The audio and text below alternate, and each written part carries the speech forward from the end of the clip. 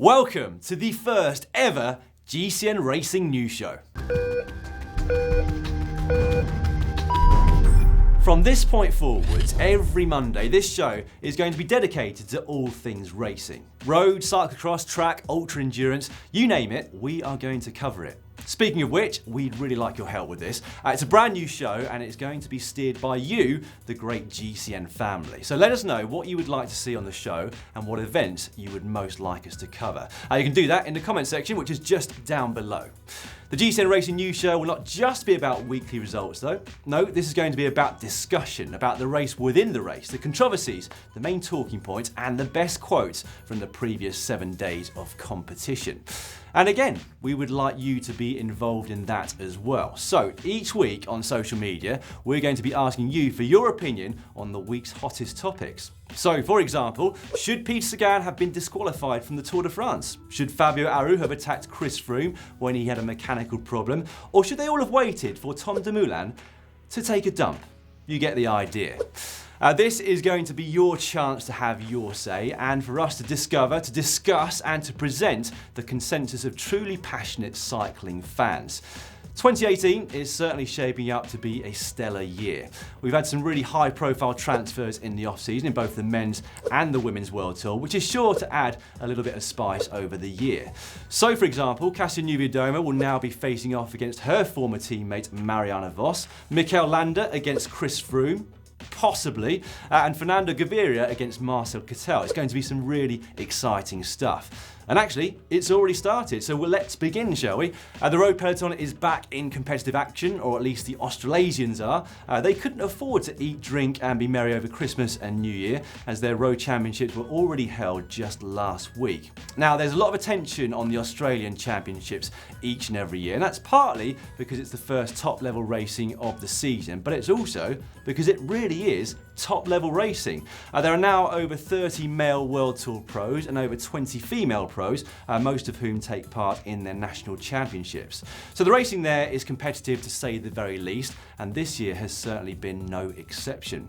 And 2018, it appears, was the year of the hat-trick, the triple, the three-peat. Mitchelton Scott might have been outnumbered by other teams in the men's criterium, but they still safely delivered Caleb Ewan to a third consecutive title in that discipline.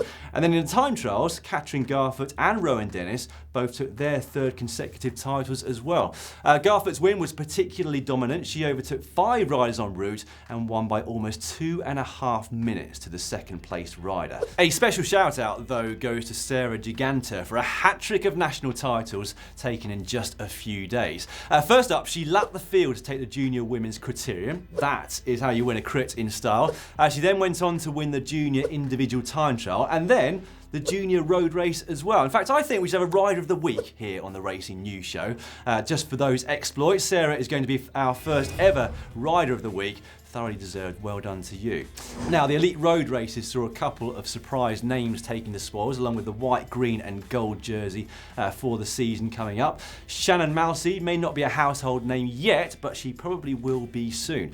The 23-year-old won the Australian National Series last year and took an emotional and very popular victory in her hometown of Buninyong on Sunday.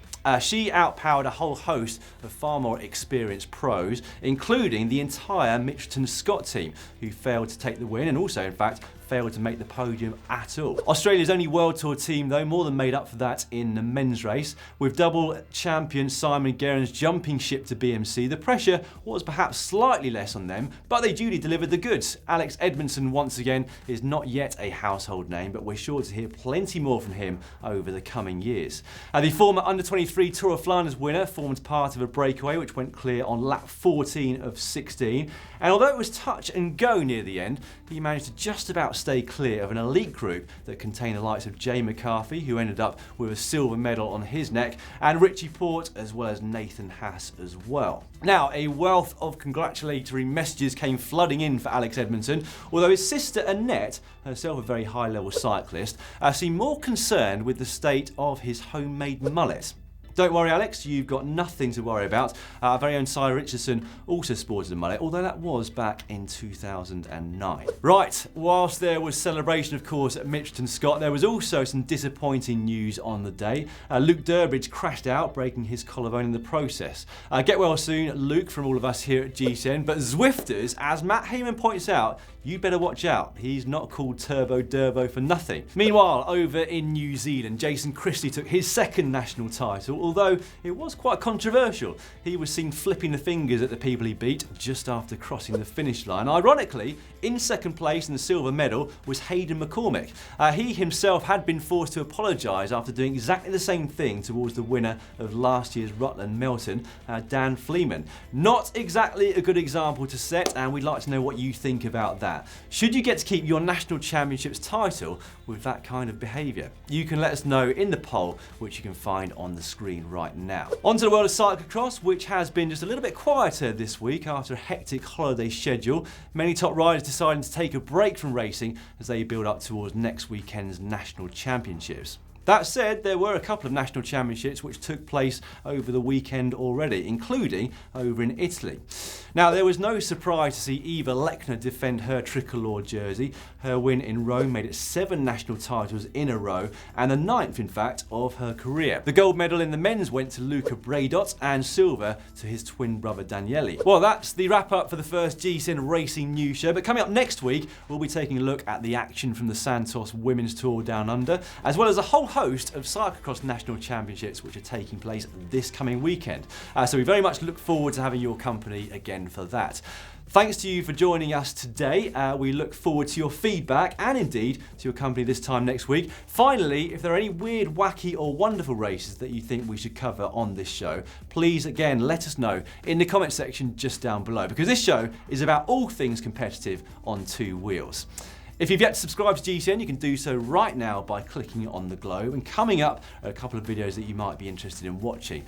Firstly, how did Tom Dumoulin win the Giro d'Italia in 2017 despite having to stop at the side of the road? And secondly, on the other corner, you can find the latest GCN show.